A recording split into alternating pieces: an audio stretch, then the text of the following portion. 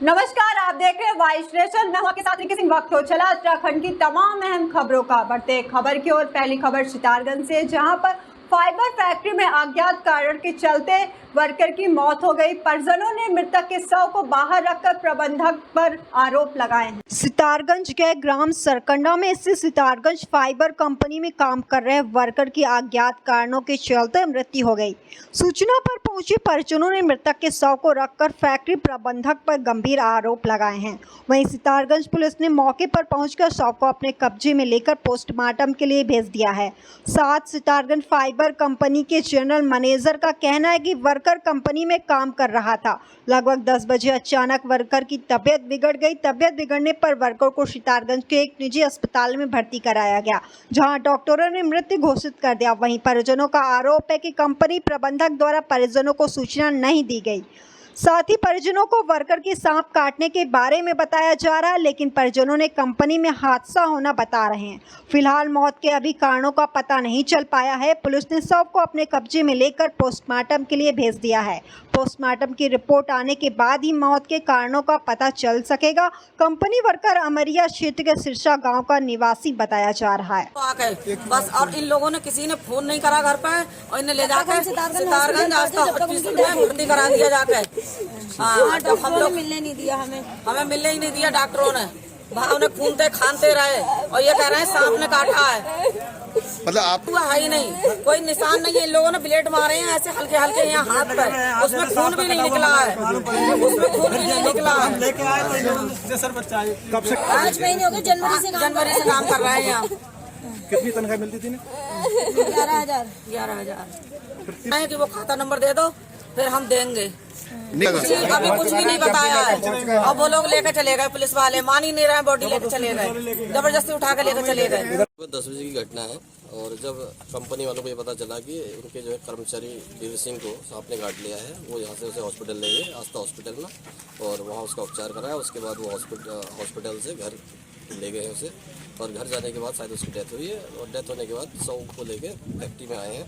हमें पुलिस को जो सूचना मिली, जो फैक्ट्री में शव लेके आ गए हैं, और यहाँ से जो है शव को कब्जे में लिया गया है। और उसकी जो है प्रथम दृष्टया संदिग्ध अवस्था में मौत हुई है, जो अप्राकृतिक मौत है, और जिसका जो है पंचायत नाम भर के पोस्टमार्टम की कार्रवाई कराई। इसी बीच बढ़ते अगली खबर की ओर। अगली खबर डोईवाला से, जहां पर कैबिनेट मंत्री प्रेमचंद अग्रवाल ने अधिकारियों के साथ जौलीग्रांट एयरपोर्ट पर पहुंचकर G20 सम्मेलन में हो रही तैयारियों का जायजा लिया है। 25 मई से 27 मई तक उत्तराखंड में होने जा रहे G20 सम्मेलन को लेकर शासन के दिशा निर्देशों के बाद प्रशासन द्वारा जौलीग्रांट एयरपोर्ट, रानी पोखरी और ऋषिकेश में चल रहे साज सज्जा और सौंदर्यीकरण के कार्यों का निरीक्षण कर अधिकारियों को जल्द से जल्द सभी कार्य पूरा करने के निर्देश कैबिनेट मंत्री प्रेमचंद अग्रवाल ने दिए। उत्तराखंड राज्य सरकार के कैबिनेट मंत्री प्रेमचंद अग्रवाल आज तमाम अधिकारियों के साथ G20 सम्मेलन की तैयारियों का निरीक्षण करने जौलीग्रांट एयरपोर्ट पहुंचे। सीडीओ देहरादून झरना कामठान और MDDA उपाध्याय और सूचना आयुक्त बंशीधर तिवारी के नेतृत्व में तमाम अधिकारियों से कैबिनेट मंत्री ने विस्तृत जानकारी ली और सभी कार्यों को पूरा करने के लिए कहा। G20 सम्मेलन में भाग लेने देश और विदेश के 57 मेहमानों के भव्य स्वागत के लिए तैयारियां युद्ध स्तर पर चल रही है। देश विदेश के मेहमान की मेजबानी का पहले बार उत्तराखंड को मौका मिला है। इसके लिए कैबिनेट मंत्री प्रेमचंद अग्रवाल ने देश के प्रधानमंत्री नरेंद्र मोदी का आभार जताया और कहा कि हमारी सरकार देश विदेश के मेहमान का भव्य स्वागत करने के लिए तैयार है। जौलीग्रांट एयरपोर्ट से लेकर ऋषिकेश और कार्यक्रम स्थल नरेंद्र नगर तक साज सज्जा और सौंदर्यीकरण का कार्य लगभग पूरा हो गया है। वहीं जौलीग्रांट एयरपोर्ट पर जब देश विदेश के मेहमान उतरेंगे तो रानी पोखरी राजकीय इंटर कॉलेज के NCC के छात्र छात्राओं के द्वारा सभी मेहमानों का स्वागत करेंगे। इस प्रकार से G20 के 3 बैठकों का सौभाग्य हमारे उत्तराखंड को मिला है करने के लिए, और एक बैठक हमारी रामनगर में हुई है, और दूसरी बैठक अभी हमारे यहाँ ऋषिकेश में जो 24-25 मतलब 24 के बाद 25-26-27 को होने वाली है, उसको लेके तैयारियों को देखने के लिए मैं आया हूँ।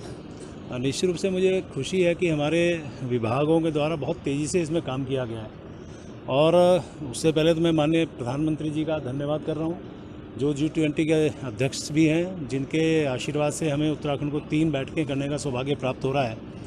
और हम पूरी तरह से तैयार हैं। उत्तराखंड के बारे में आप जानते हैं कि हमारे यहाँ अतिथि देव भव शब्द एक कहा जाता है कि जो भी अतिथि आता है उसके लिए हम बहुत उसे भगवान के रूप में मानते हैं, और उसके स्वागत के लिए जो भी हमारे यहाँ से बन पड़ेगा हम कर रहे हैं। और इसका लाभ हमें इसलिए भी मिलेगा कि जब G20 के लोग, जितने भी डेलीगेट्स हैं विभिन्न देशों के, उनके प्रतिनिधि जो भी हैं, ऑफिशियल्स हैं, जब आएंगे और हमारे यहाँ के कल्चर को देखेंगे, हमारे यहाँ खान पान को देखेंगे, हमारे यहाँ का आतिथ्य देखेंगे, तो उनको अच्छा लगेगा। पूरे विश्व के प्लेटफॉर्म पे हमारा ये कल्चर जाएगा। और मैं इस बात को लेके भी खुश हूँ कि हमारे रामनगर में जिस प्रकार से हमारे उत्तराखंड के लोगों के द्वारा, उत्तराखंड की सरकार के द्वारा उनका स्वागत किया गया, तो वो उसको लेके बहुत खुश हैं। पूरे देश भर में ये बैठकें हो रही हैं, लेकिन मुझे लगता है कि उत्तराखंड से सभी लोग जब यहाँ आते हैं उसको लेके वो एक अच्छा मैसेज लेके जाते हैं। इसी बीच बढ़ते हैं अगली खबर की ओर। अगली खबर बाजपुर से, जहां पर संत निरंकारी भवन में रक्तदान शिविर का आयोजन किया गया, जिसमें नेता प्रतिपक्ष यशपाल आर्य पहुंचकर रक्तदान शिविर का फीता काटकर शुभारंभ किया है। बाजपुर के नैनीताल रोड स्थित संत निरंकारी भवन में रक्तदान शिविर का आयोजन किया गया। कार्यक्रम में पहुंचे नेता प्रतिपक्ष यशपाल आर्य ने रक्तदान शिविर का फीता काटकर शुभारंभ किया। इस दौरान दर्जनों लोगों ने रक्तदान किया। इसके उपरांत नेता प्रतिपक्ष यशपाल आर्य ने सिलाई कैंप में प्रशिक्षण प्राप्त कर चुके युवती को प्रमाण पत्र वितरित किए। वहीं इससे पूर्व नेता प्रतिपक्ष यशपाल आर्य के पहुंचने पर लोगों द्वारा स्वागत किया गया। इस दौरान नेता प्रतिपक्ष यशपाल आर्य ने कहा कि रक्तदान महादान है और रक्तदान करने से जरूरतमंद व्यक्ति की जान बचाई जा सकती है। इस दौरान उन्होंने लोगों से रक्तदान करने की अपील की। वहीं नेता प्रतिपक्ष यशपाल आर्य ने कहा कि बाजपुर में सिंचाई विभाग द्वारा अतिक्रमण के नाम पर जो लोगों के घरों और दुकानों पर लाल निशान लगाए गए हैं वही पूरी तरह से गलत है। उन्होंने सरकार से जमीन की भौतिक स्थिति का मूल्यांकन करने के बाद कोई फैसला लेने की मांग की है। संत निरंकारी मिशन का जो उद्देश्य है, जो महान गुरु हुए हैं बाबा हरदेव सिंह जी,